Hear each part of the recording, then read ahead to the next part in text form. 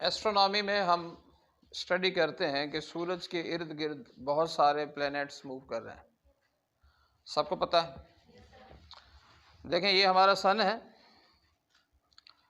और सन के इर्द गिर्द ह्यूज ऑब्जेक्ट्स जो हैं वो मूव कर रहे हैं। बड़े साइज वाले, छोटे साइज वाले भी ऑब्जेक्ट मूव करते हैं, लेकिन छोटे साइज वाले ऑब्जेक्ट्स को हम प्लैनेट्स नहीं कहते। बड़े साइज वाले, ह्यूज साइज वाले ऑब्जेक्ट्स को हम क्या कहते हैं? प्लैनेट्स। हमारी ज़मीन भी एक प्लैनेट्स है। जो प्लैनेट्स के इर्द गिर्द ऑब्जेक्ट्स मूव करते हैं वो कहलाते हैं मून। वो क्या कहलाते हैं? अलग अलग प्लैनेट्स के अलग अलग मून हैं। जो हमारी ज़मीन है उसके इर्द गिर्द भी एक मून जो है वो रोटेट करता है। उसको हम कहते हैं कि ये नेचुरल सैटेलाइट है। साइंटिस्ट ने आर्टिफिशियल सैटेलाइट्स भी भेजे स्पेस के अंदर। आर्टिफिशियल सैटेलाइट्स भी भेजे हैं जो कि हमारी ज़मीन के इर्द गिर्द रोटेट कर रहे हैं। यानी जैसे ये हमारी ज़मीन है तो ये हमारी ज़मीन के इर्द गिर्द आर्टिफिशियल सैटेलाइट्स जो हैं वो भी रोटेट कर रहे हैं। ये बिल्कुल ऐसे ही रोटेट कर रहे हैं जैसे कि हमारा चाँद जो है वो ज़मीन के इर्द गिर्द रोटेट कर रहा है। जो फर्स्ट सैटेलाइट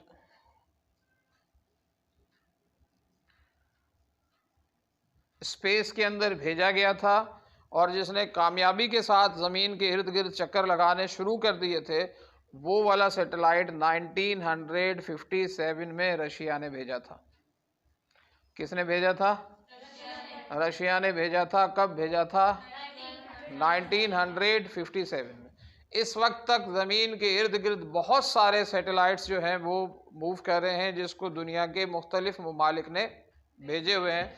सैटेलाइट्स क्यों भेजते हैं, उनका पर्पस क्या है? सैटेलाइट्स के अलग अलग काम है जिसकी वजह से वो स्पेस के अंदर हम भेजते हैं। मिसाल के तौर पर पर्पस ऑफ सैटेलाइट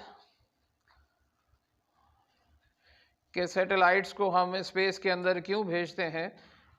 एक पर्पस तो ये होता है कि इससे हम स्टडी करते हैं एस्ट्रोनॉमिकल बॉडीज़ को, कि जो सैटेलाइट्स हैं उनके अंदर बड़े बड़े टेलीस्कोप लगा देते हैं। सैटेलाइट से बनाई गई जो पिक्चर्स होती है उनसे आप एस्ट्रोनॉमिकल बॉडीज़ को ज़्यादा बेहतर तरीके से स्टडी कर सकते हैं। अच्छा, जो सैटेलाइट्स का एक और पर्पस भी है कि इससे हम वेदर फोरकास्टिंग भी करते हैं। वेदर फोरकास्टिंग का मतलब होता है मौसम की पेशगोई करना। अच्छा, कुछ सैटेलाइट्स टेलीकम्युनिकेशन सैटेलाइट्स कहलाते हैं।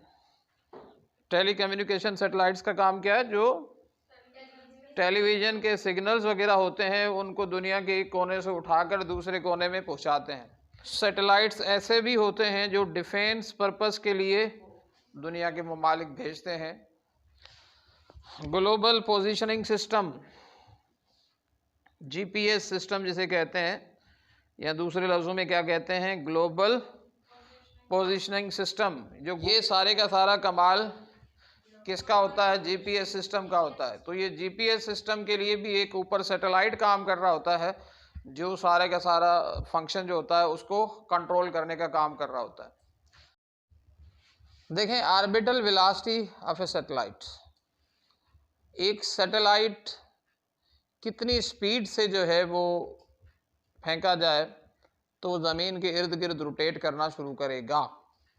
या यूँ समझ लें कि एक सैटेलाइट जो है जब वो ज़मीन के इर्द गिर्द घूम रहा होता है तो उसकी वेलोसिटी कितनी होगी, वो वेलोसिटी हम कैलकुलेट करना चाहते हैं। एक सैटेलाइट की स्पीड को या ऑर्बिटल वेलोसिटी को कैलकुलेट करने के लिए हमें ये देखना पड़ेगा कि एक सैटेलाइट के ऊपर टोटल फोर्सेस कितने लगते हैं। देखें, एक तो बात तय है कि इन दोनों के दरमियान एक फोर्स तो लाजमन लग रहा होगा जो कि कहलाएगा ग्रेविटेशनल फोर्स। कौन सा फोर्स कहलाएगा? Gravitational force. यहाँ मैं लिख लेता हूँ F1 से मुराद यहाँ पर कौन सा है? Gravitational force.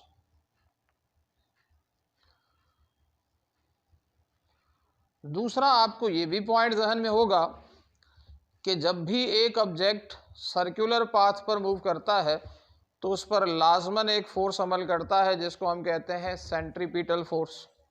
याद है? तो ये जो सेंट्रीपिटल फोर्स है वो भी इस ऑब्जेक्ट पर लाजमन अमल कर रहा होगा।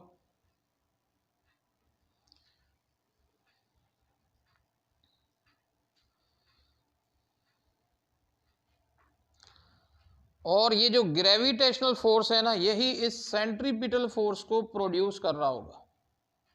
यानी ये सेंट्रीपिटल फोर्स जाहिर है किसी न किसी सोर्स से आता है, किसी न किसी वजह से पैदा होता है।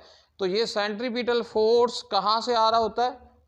इस सेंट्रीपिटल फोर्स को प्रोड्यूस कर रहा होता है कौन सा फोर्स? Gravitational force. अच्छा, अब अगर ये सेंट्रीपिटल फोर्स ग्रेविटेशनल फोर्स को ग्रेविटेशनल फोर्स सेंट्रीपिटल फोर्स को प्रोड्यूस कर रहा है, इसका मतलब ये दोनों एक दूसरे के बराबर भी होंगे। जाहिर है जितना ग्रेविटेशनल फोर्स लगेगा एग्जैक्टली उतना ही सेंट्रीपिटल फोर्स प्रोड्यूस होगा। इसी लॉजिक से जो है ना हम ऑर्बिटल वेलोसिटी को कैलकुलेट करेंगे। पहले इस पॉइंट को मैं लिख लेता हूँ, पास करें इसको 1 मिनट। अच्छा, जैसा कि हमने यहाँ पर समझ ही लिया है, यहाँ पर जस्ट मैंने इसको लिखा है, when a satellite moves around the earth two forces act on it. जब एक सैटेलाइट ज़मीन के इर्द गिर्द घूमेगा तो उस पर 2 फोर्सेस लगेंगे। एक फोर्स कहलाएगा ग्रेविटेशनल फोर्स जिसको F से शो करेंगे, दूसरा फोर्स कहलाएगा सेंट्रीपिटल फोर्स जिसको कहेंगे FC। ये भी असूल है कि सेंट्रीपिटल फोर्स को यहाँ पर ग्रेविटेशनल फोर्स ही पैदा कर रहा है, लिहाजा ये दोनों फोर्सेस एक दूसरे के क्या होंगे? बराबर होंगे। इसलिए मैंने लिख दिया FC = F। अच्छा, अब ये दोनों चीज़ें हम पिछले लेक्चर्स में समझ चुके हैं। सेंट्रीपिटल फोर्स का फार्मूला या इक्वेशन भी आपको आती होगी और ग्रेविटेशनल फोर्स की इक्वेशन भी आपको यकीनन आती होगी। जैसे हमने पढ़ा था जी, FC यानी सेंट्रीपिटल फोर्स की इक्वेशन थी mv² / r। यहाँ m से मुराद क्या होगा? मास ऑफ सैटेलाइट, ये जो सैटेलाइट है ये, और v से मुराद क्या होगा? इसकी ऑर्बिटल स्पीड या वेलोसिटी जो हम कैलकुलेट करना चाहते हैं। और r से मुराद क्या होगी? दोनों के सेंटर्स के दरमियान का डिस्टेंस, यानी इसके सेंटर से लेकर, ये मैं इसको थोड़ा मिटा के लिख दूं, इसके सेंटर से लेकर इसके सेंटर तक का जो फासला होगा उसको हमने शो किया हुआ है किससे? आर से। बात समझ में आ गई? यानी m से मुराद मास ऑफ सैटेलाइट हो गया, v से मुराद वो ऑर्बिटल वेलोसिटी हो गई जो हम फाइंड करना चाहते हैं, और r से मुराद क्या है? ज़मीन के सेंटर से लेकर सैटेलाइट के सेंटर तक का फासला। और ग्रेविटेशनल फोर्स किसके बराबर होगा? वो भी हम इक्वेशन पढ़ चुके हैं, F = G m /r²। ठीक है। अब यहाँ पर भी देखें, G तो ग्रेविटेशनल कांस्टेंट है, m ये सैटेलाइट का मास हो गया, और me से मुराद क्या हो गया? मास ऑफ अर्थ हो गया। समझ में आई? और r² क्या हो गया हमारे पास? इनके सेंटर्स के दरमियान का फासला हो गया।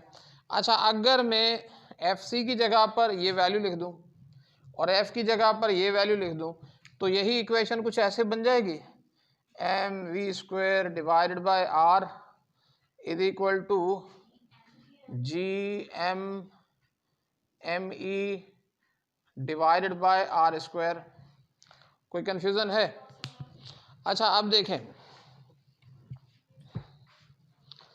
याद रखें हमने वेलोसिटी कैलकुलेट करनी है, लेकिन उसको थोड़ा सा पहले सिंपल कर लेते हैं। ये m इधर मल्टीप्लाई हो रहा है, अगर इस तरफ आ जाए तो यही इक्वेशन ऐसे हो जाएगी, mv² / r m = G me और re²। ये देखें, ये m इस m से कैंसल आउट हो रहा है। यहाँ पर हमारे पास बच रहा है v² / r = G me/re²। अगर इस पार्ट को देखें तो आपने पिछले लेक्चर्स में ये मैं आपको बता चुका हूँ, जैसे स्मॉल जी की value GME divided by RE के स्क्वायर में अमूमन जो सैटेलाइट्स होते हैं ना वो ज़मीन के सरफेस के करीब होते हैं, ज़मीन के सरफेस से ज़्यादा दूर नहीं होते, जिसकी वजह से आप इस R की जगह रेडियस ऑफ अर्थ लिख सकते हो। अब देखें V² डिवाइडेड बाय R किसके बराबर हो गया? G के। समझ में आई? अगर वो ज़मीन के सरफेस के करीब है तो आप स्मॉल जी रहने दें, अगर नहीं है तो आप इसकी वैल्यू बदल जाएगी। अब देखें ये R इधर डिवाइड हो रहा है, इधर जाकर ये देखें V² is equal to GR हो जाएगा। अच्छा ये V का स्क्वायर हो रहा है, स्क्वायर को ख़त्म करूं तो रेडिकल का साइन आ जाएगा ना, ये देखें। तो हमारे पास ऑर्बिटल वेलोसिटी की जो इक्वेशन बनती है वो इक्वेशन क्या बन जाती है? V is equal to radical GR। क्या बनती है? Radical GR। अच्छा अब देखें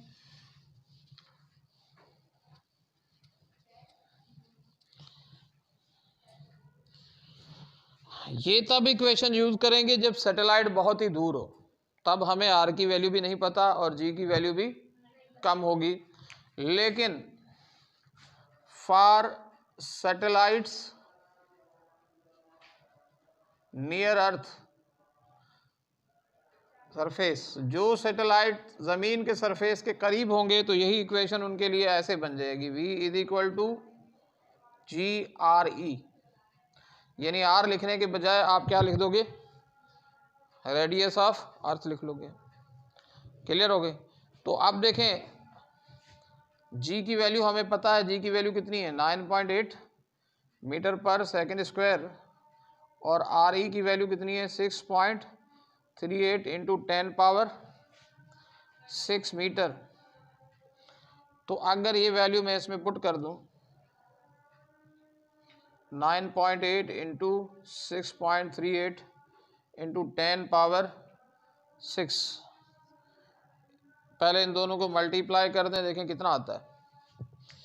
ये मल्टीप्लाई करें और फिर उसका रेडिकल साइन हटाएं तो आपके पास जो आंसर आ जाएगा वो आएगा 7920। क्या आ जाएगा? 7920 किलोमीटर पर सेकंड, सॉरी मीटर पर सेकंड।